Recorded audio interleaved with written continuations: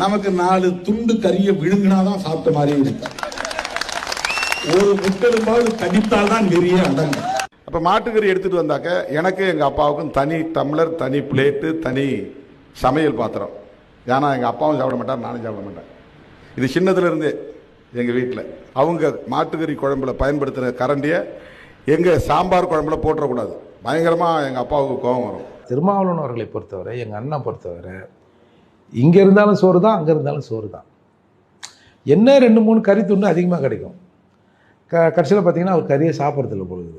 நல்லா மாட்டுக்கறியை நல்லா 4 கடிச்சு நெல்லி எலும்பு கடிச்சு உறிஞ்சி அதை மென்று அது கொஞ்சம் சாஃப்டாக இருந்தால் அது துப்ப மனசு இல்லாமல் அதை முழுங்கி அப்படி பழக்கப்பட்டவர்கள் நம்ம. அப்போ தான் நமக்கு ஒரு திருப்தி வரும்.